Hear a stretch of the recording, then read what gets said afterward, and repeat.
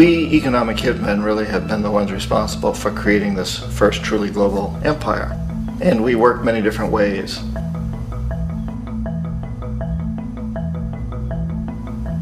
But perhaps the most common is that we will identify a country that has resources our corporations covet, like oil, and then arrange a huge loan to that country from the World Bank or one of its sister organizations.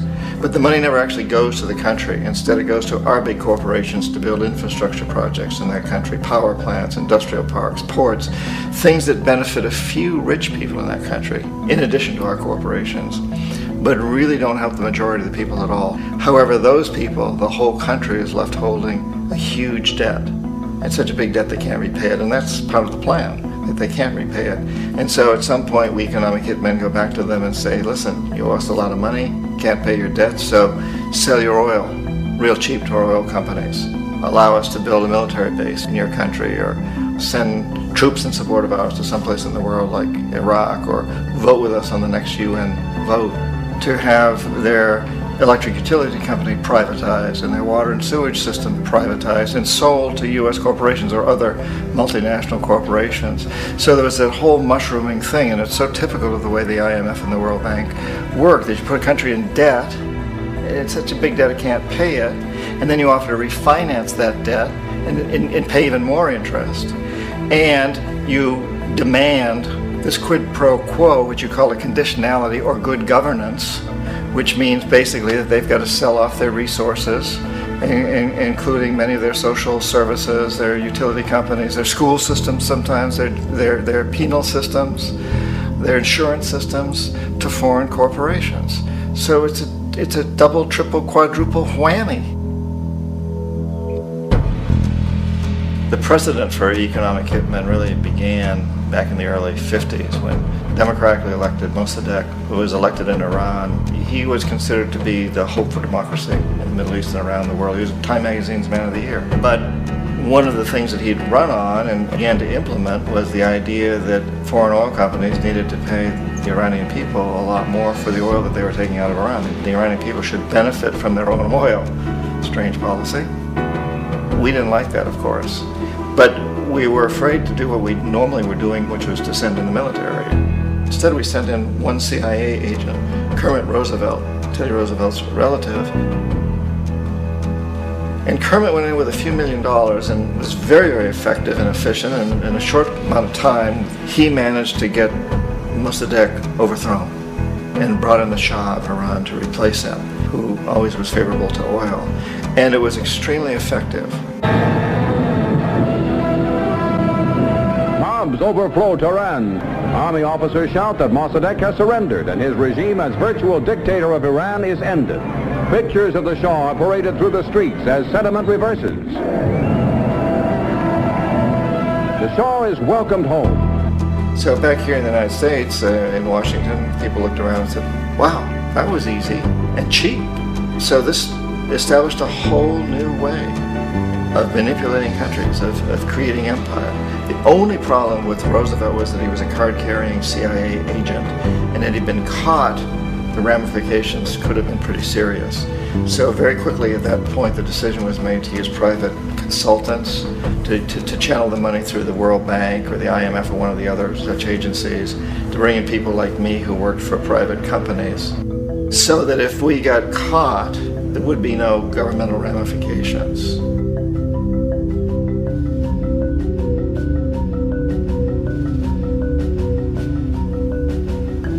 When Arbenz became president of Guatemala, the country was very much under the thumbs of United Fruit Company, the big international corporations. And Arbenz ran on this ticket that says, you know, we want to get the land back to the people. And once he took power, he was implementing policies that would do exactly that, give the land rights back to the people. United Fruit didn't like that very much. And so they hired a public relations firm, launched a huge campaign in the United States to convince the United States people, the citizens of the United States, and the press of the United States, and the Congress of the United States, that Arbenz was a Soviet puppet, and that if we allowed him to stay in power, the Soviets would have a foothold in this hemisphere. And that, at that point in time, was a huge fear on everybody's mind, the Red Terror, the Communist Terror. And so, to make a long story short, out of this public relations campaign came a commitment on the part of the CIA and the military to take this man out. And in fact, we did. We sent in planes, we sent in soldiers, we sent in jackals, we sent everything in to take him out, and did take him out. And as soon as he was removed from office, the new guy that took over after him basically reinstated everything to the big international corporations, including United Fruit.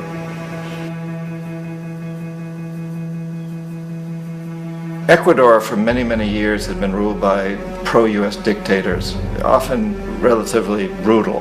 Then it was decided that they were going to have a truly democratic election. Jaime Roldos ran for office, and his main goal, he said, as president would be to make sure that Ecuador's resources were used to help the people. And he won, overwhelming, by more votes than anybody had ever won anything in Ecuador. And he began to implement these policies to make sure that the profits from oil went to help the people. Well, we didn't like that in the United States. I was sent down as one of several economic hitmen to change Roldos, to corrupt him, to bring him around, to let him know, okay, you can get very rich, you and your family, if you play our game, but if you continue to try to keep these policies you've promised, you're going to go. He wouldn't listen. He was assassinated. As soon as the plane crashed, the whole area was cordoned off. The only people allowed in were U.S. military from a nearby base and some of the Ecuadorian military. When an investigation was launched, two of the key witnesses died in car accidents before they had a chance to testify. A lot of very, very strange things that went on around the assassination of Jaime Roldos. I, like most people who've really looked at this case, have absolutely no doubt that it was an assassination. And of course, in my position as an economic hitman, I was always expecting something to happen to Jaime, whether it be a coup or assassination, I wasn't sure, but that he would be taken down because he was not being corrupted. He would not allow himself to be corrupted the way we wanted to corrupt him.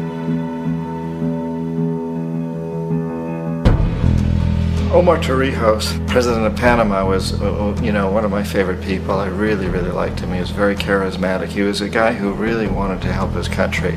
And when I tried to bribe him or corrupt him, he said, look, John, he called me Juanito. He said, look, Juanito, I don't need the money. What I really need is for my country to be treated fairly.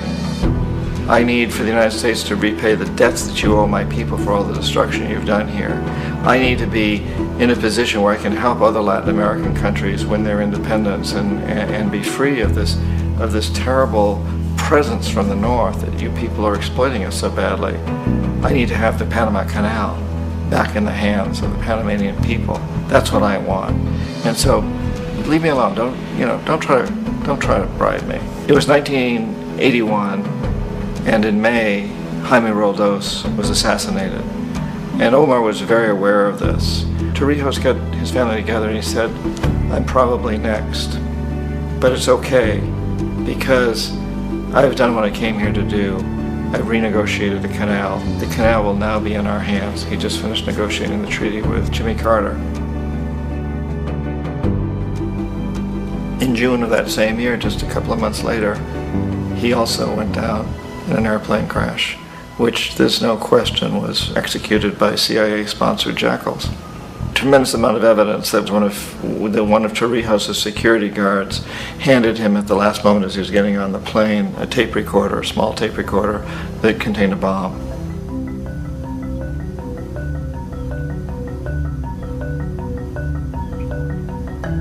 It is interesting to me how this system has continued pretty much the same way for years and years and years, except the economic hitmen have got better and better and better. Then we come up with, very recently, what happened in Venezuela. In 1998, Hugo Chavez gets elected president, following a long line of presidents who had been very corrupt and basically destroyed the economy of the country. And Chavez was elected amidst all that. Chavez stood up to the United States, and he's done it primarily demanding that Venezuelan oil be used to help the Venezuelan people. Well, we didn't like that in the United States. So in 2002, a coup was staged, which there's no question in my mind and most other people's minds that the CIA was behind that coup.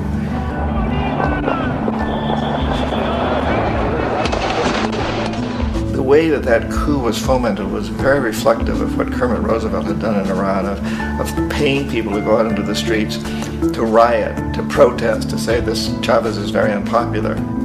You know, if you can get a few thousand people to do that, television can make it look like it's the whole country, and things start to mushroom. Except in the case of Chavez, he was smart enough, and the people were so strongly behind him that they overcame it, which was a phenomenal moment in the history of Latin America.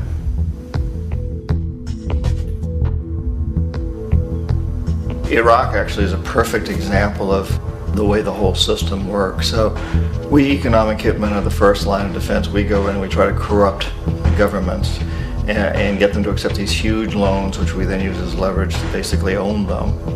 If we fail, as I failed in Panama with Omar Torrijos and in Ecuador with Jaime Roldos, men who refused to be corrupted, then the second line of defense is we send in the jackals. And the jackals either overthrow governments or they assassinate. And once that happens and a new government comes in, and boy, it's going to toe the line, because the new president knows what will happen if he doesn't. In the case of Iraq, both of those things failed. Economic hitmen were not able to get through to Saddam Hussein. We tried very hard. We tried to get him to accept a deal very similar to what the House of Saud had accepted in Saudi Arabia, but he wouldn't accept it. And so the jackals went in to take him out. They couldn't do it. His security was very good. After all, he had one time worked for the CIA. He'd been hired to assassinate a former president of Iraq and failed, but he knew the system. So in '91, we send in the troops and we take out the Iraqi military. So we assume at that point that Saddam Hussein is going to come around. We could have taken him out, of course, at that time, but we didn't want to. He's the kind of strong man we like. He controls his people. We thought he could control the Kurds and keep the Iranians in their border and keep pumping oil for us. And that once we took out his military, now he's going to come around. So the economic hitmen go back in the 90s without success. If they'd had success, he'd still be running the country. We'd be selling him all the fighter jets he wants and everything else he wants.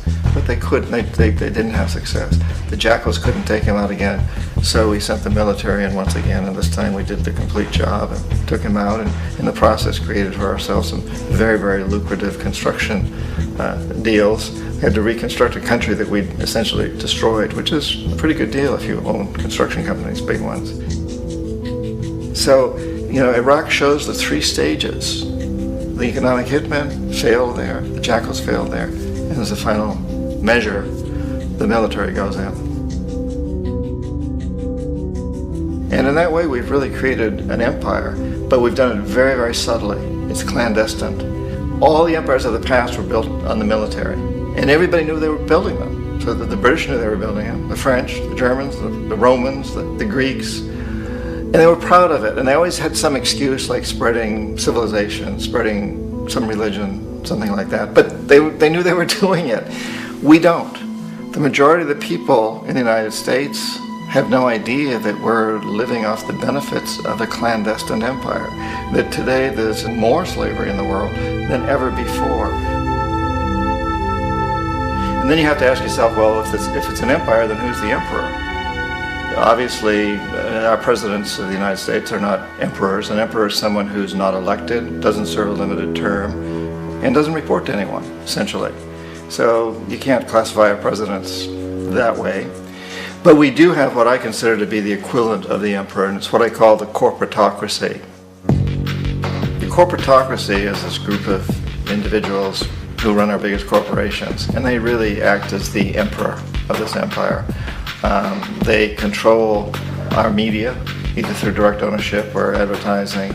They control most of our politicians because they finance their campaigns, either through their corporations or through personal contributions that come out of the corporations. They're not elected, they don't serve a limited term, they don't report to anybody. And at the very top of the corporatocracy, you really can't tell whether a person's working for a private corporation or the government because they're always moving back and forth.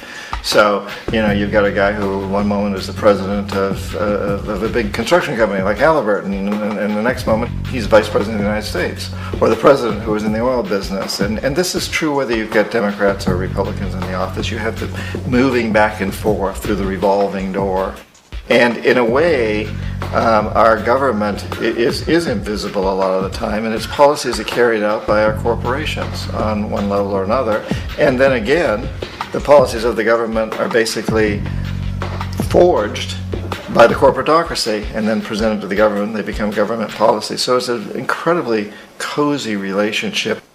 This isn't a conspiracy theory type of thing. These people don't have to get together and plot to do things. They all basically work under one primary assumption, and that is that they must maximize profits regardless of the social and environmental costs.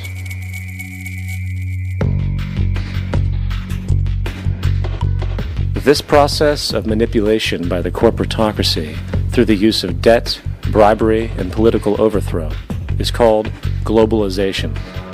Just as the Federal Reserve keeps the American public in a position of indentured servitude through perpetual debt, inflation, and interest, the World Bank and IMF serve this role on a global scale. The basic scam is simple. Put a country in debt either by its own indiscretion or through corrupting the leader of that country. Then impose conditionalities or structural adjustment policies, often consisting of the following. Currency devaluation. When the value of a currency drops, so does everything valued in it. This makes indigenous resources available to predator countries at a fraction of their worth. Large funding cuts for social programs. These usually include education and healthcare, compromising the well-being and integrity of the society, leaving the public vulnerable to exploitation. Privatization of state-owned enterprises. This means that socially important systems can be purchased and regulated by foreign corporations for profit. For example, in 1999, the World Bank insisted that the Bolivian government sell the public water system of its third largest city to a subsidy of the U.S. corporation Bechtel. As soon as this occurred, water bills for the already impoverished local residents skyrocketed. It wasn't until after a full-blown revolt by the people that the Bechtel contract was nullified. Then there is trade liberalization, or the opening up of the economy through removing any restrictions on foreign trade. This allows for a number of abusive economic manifestations, such as transnational corporations bringing in their own mass-produced products, undercutting the indigenous production and ruining local economies. An example is Jamaica, which, after accepting loans and conditionalities from the World Bank, lost its largest cash crop markets due to competition with Western imports. Today, countless farmers are out of work, for they are unable to compete with the large corporations. Another variation is the creation of numerous seemingly unnoticed, unregulated, inhumane sweatshop factories, which take advantage of the imposed economic hardship. Additionally, due to production deregulation, environmental destruction is perpetual, as a country's resources are often exploited by the indifferent corporations while outputting large amounts of deliberate pollution. The largest environmental lawsuit in the history of the world today is being brought on behalf of 30,000 Ecuadorian Amazonian people against Texaco, which is now owned by Chevron. So today it's against Chevron, but for activities conducted by Texaco. Estimated to be more than 18 times what the Exxon Valdez dumped into the coast of Alaska. In the case of Ecuador, it wasn't an accident. The oil companies did it intentionally. They knew they were doing it to save money out there rather than arranging for proper disposal. Furthermore, a cursory glance at the performance record of the World Bank reveals that the institution, which publicly claims to help poor countries develop and alleviate poverty, has done nothing but increase poverty and the wealth gap, while corporate profits soar. In 1960, the income gap between the fifth of the world's people in the richest countries versus the fifth in the poorest countries was 30 to 1. By 1998, it was 74 to 1. While global GNP rose 40% between 1970 and 1985, those in poverty actually increased by 17%. While from 1985 to 2000, those living on less than $1 a day increased by 18%.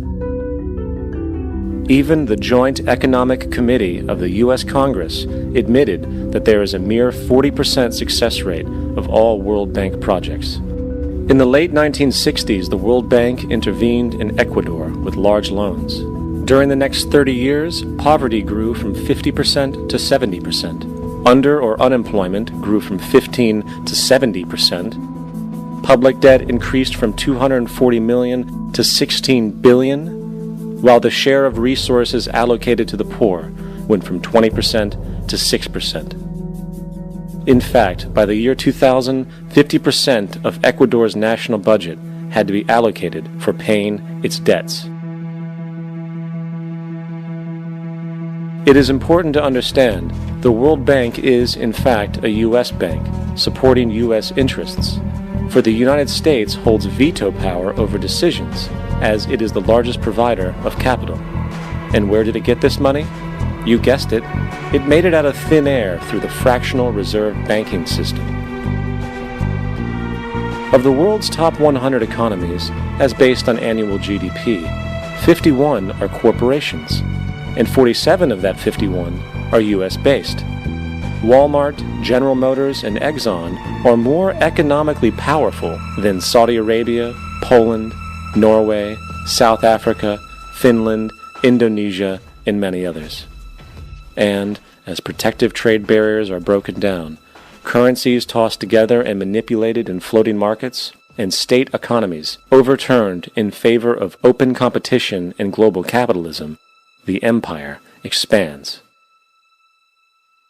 You get up on your little 21-inch screen and howl about America and democracy.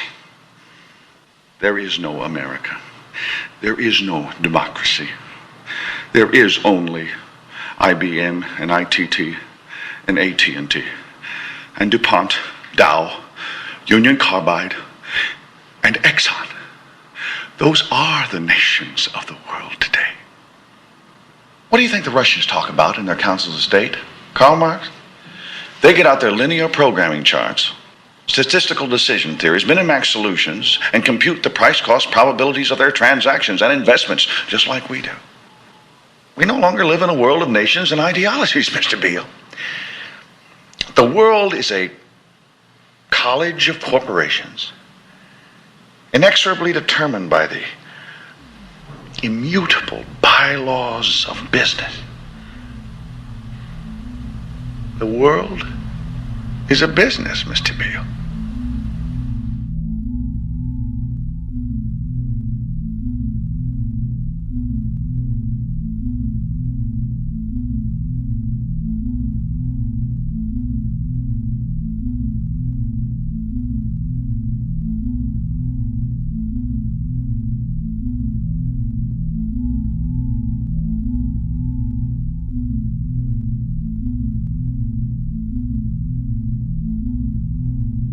The world is being taken over by a handful of business powers who dominate the natural resources we need to live while controlling the money we need to obtain these resources. The end result will be world monopoly, based not on human life, but financial and corporate power.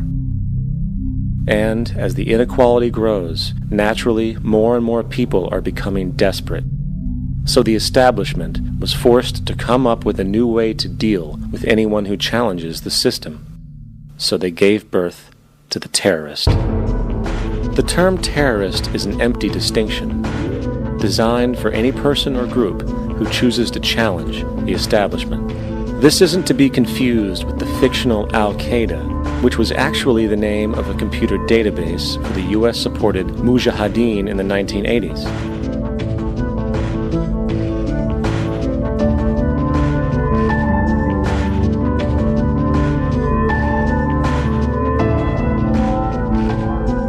In 2007, the Department of Defense received $161.8 billion for the so-called global war on terrorism. According to the National Counterterrorism Center, in 2004, roughly 2,000 people were killed internationally due to supposed terrorist acts. Of that number, 70 were American. Using this number as a general average, which is extremely generous, It is interesting to note that twice as many people die from peanut allergies a year than from terrorist acts. Concurrently, the leading cause of death in America is coronary heart disease, killing roughly 450,000 each year. And in 2007, the government's allocation of funds for research on this issue was about $3 billion. This means that the U.S. government in 2007 spent 54 times the amount for preventing terrorism than it spent for preventing a disease which kills 6,600 times more people annually than terrorism does. Yet, as the name terrorism and Al-Qaeda are arbitrarily stamped on every news report relating to any action taken against U.S. interests, the myth grows wider. In mid-2008, the U.S. Attorney General actually proposed that the U.S. Congress officially declare war against the fantasy. Not to mention, as of July 2008, there are now over 1 million people currently on the U.S. terrorist watch list. These so-called counterterrorism measures, of course, have nothing to do with social protection, and everything to do with preserving the establishment amongst the growing anti-American sentiment both domestically and internationally, which is legitimately founded on the greed-based corporate empire expansion that is exploiting the world. The true terrorists of our world do not meet at the docks at midnight or scream Allah Akbar before some violent action. The true terrorists of our world wear $5,000 suits and work in the highest positions of finance, government, and business.